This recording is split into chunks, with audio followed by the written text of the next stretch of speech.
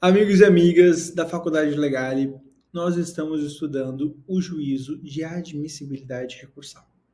Olha que interessante. Nós chegamos à seguinte pergunta no nosso último bloco, né? O que é o provimento e o desprovimento do recurso? E aí, meus amigos, eu comentei para vocês o seguinte. Olha, para que o recurso ele venha a ser julgado, ele precisa passar pelo requisito de admissibilidade, né? Existem 7 requisitos.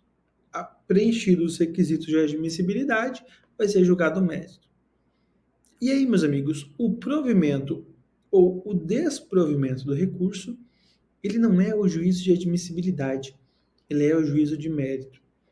E é essa distinção que eu queria trabalhar com vocês.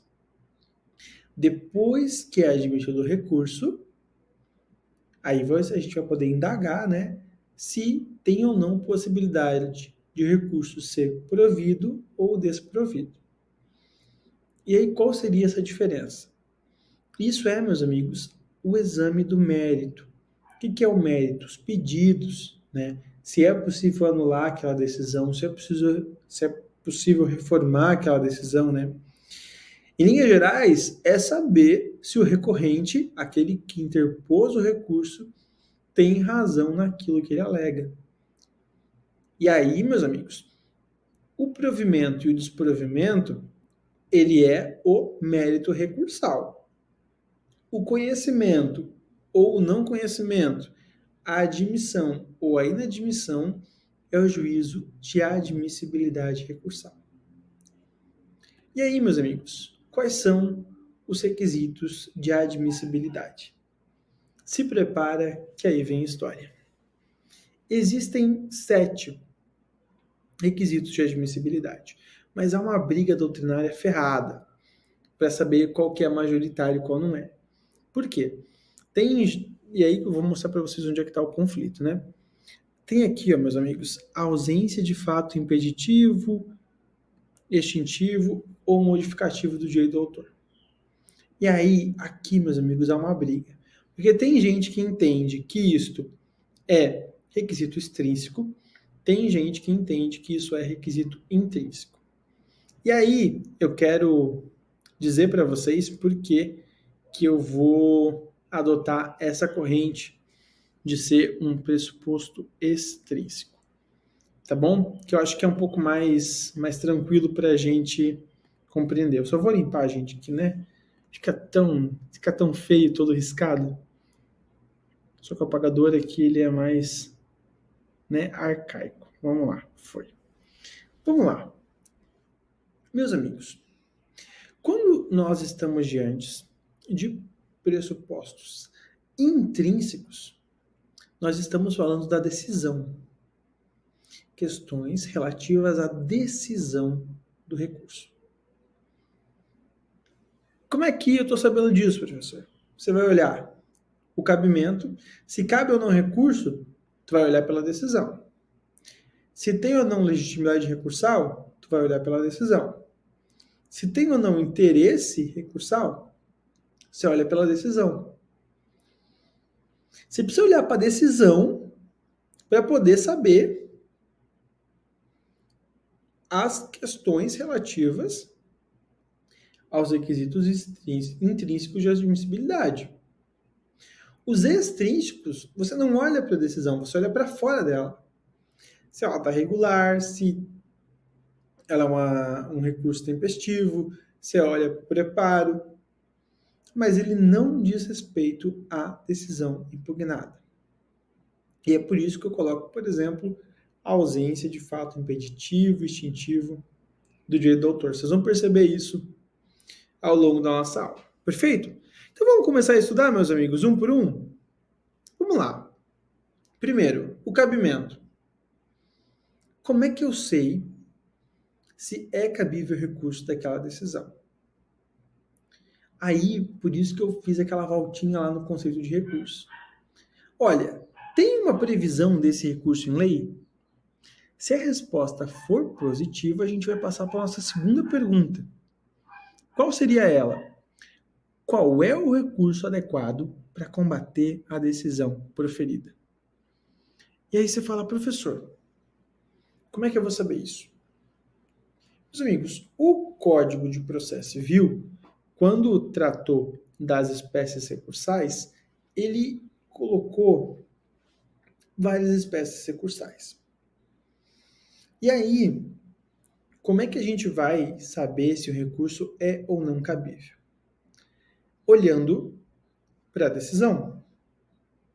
Por exemplo, uma decisão interlocutória, se lá no artigo 1015 tiver aquela decisão interlocutória se manifestando sobre alguns dos temas que está no artigo 1015, cabe agravo de instrumento.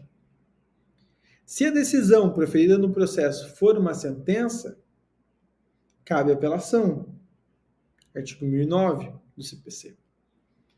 Se a decisão tem um erro material, cabe embargo de declaração. E aí, meus amigos, qual é a tarefa de casa para vocês? Recomendo que vocês deem uma olhadinha em cada um desses recursos para saber quando é que é cabível. Perfeito? Para que vocês tenham ciência de que quando cabe, né, um recurso.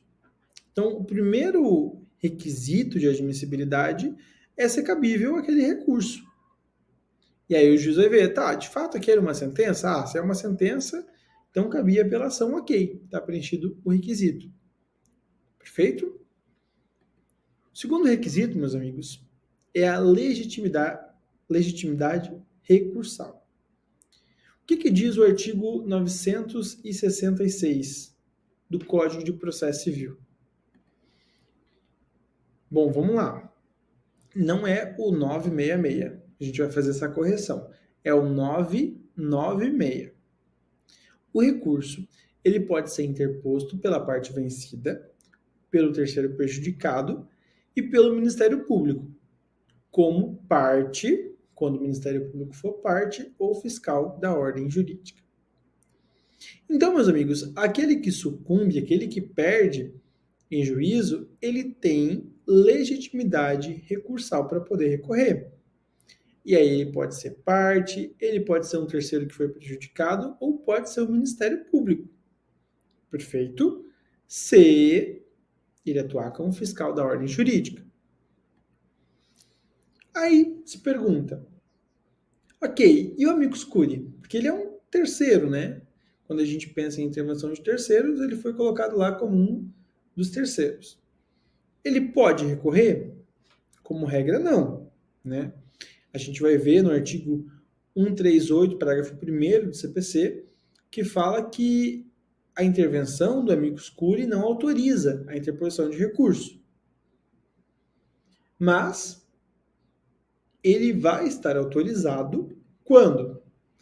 Quando se tratar de julgamento de repetitivos, o famoso IRDR, que, né, é exatamente o enunciado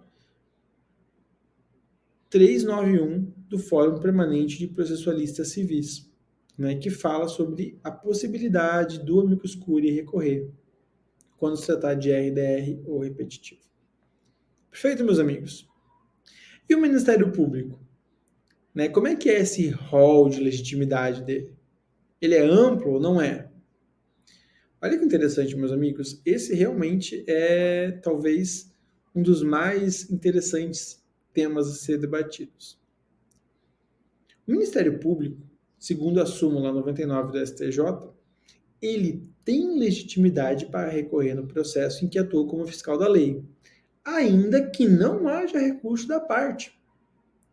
Ou seja, se o Ministério Público, meus amigos, estiver atuando como fiscal da ordem jurídica naquele processo, ele pode recorrer, ainda que a parte a quem ele observa, né, por exemplo, no caso de um menor, né, quando há menor, o Ministério Público necessariamente ele vai estar atuando como fiscal da ordem jurídica. Mesmo que não haja recurso desse menor, meus amigos, o Ministério Público tem legitimidade para recorrer. Que interessante, não é? E isso, meus amigos, só demonstra a importância que o Ministério Público ganhou né, no Código de Processo Civil, na Constituição Federal, de como, para tutelar direitos individuais e transindividuais, ele pode, de fato, manejar o recurso.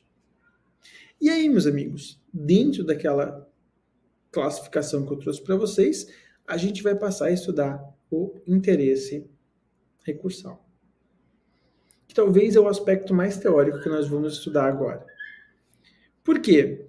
Porque quem que tem interesse em recorrer? Ora,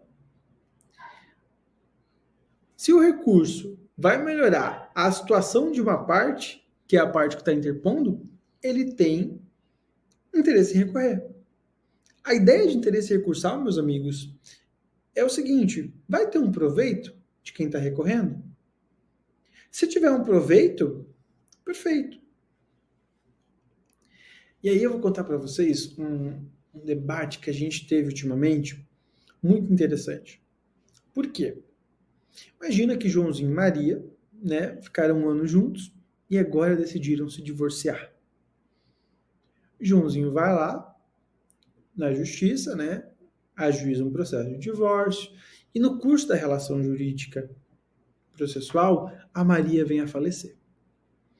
Aí o juiz falou, ele estava casado, agora morreu, e aí a morte extingue a relação conjugal. E ele julga o processo sem resolução do mérito. Pode isso, Arnaldo? Declarando que, por exemplo, agora o Joãozinho está viúvo. Não pode. A parte, meus amigos, tem o interesse em ter a declaração de divórcio. E aí ela recorre ao juiz falando, olha, a única coisa que eu quero, vai recorrer, né, ao Tribunal de Justiça, né, falando, olha, a única coisa que eu quero é a declaração de divórcio. Qual é o proveito dela? Uma declaração de divórcio. Não tem proveito econômico, mas tem um proveito, né, de declaração, de que ela não é viúva, é uma pessoa divorciada.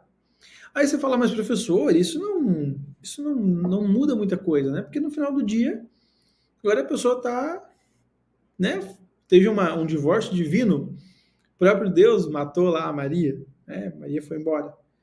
Aí você pensa comigo, tá, ok.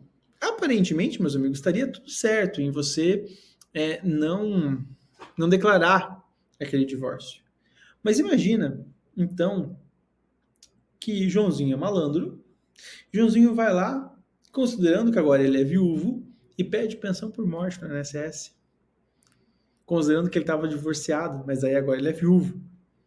Olha que interessante, né?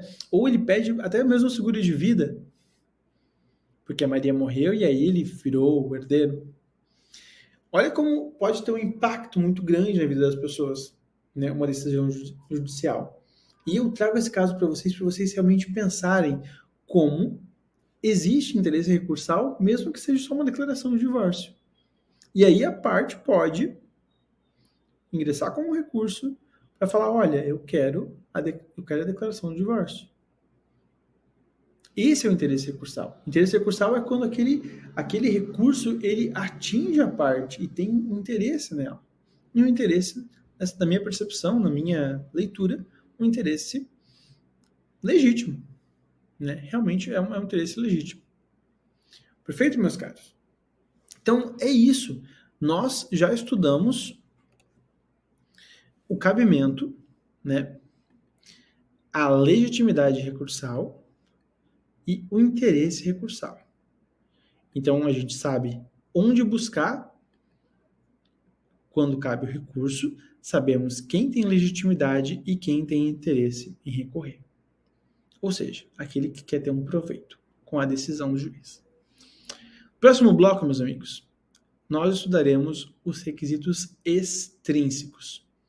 E aí, você não pode sair daí, tá?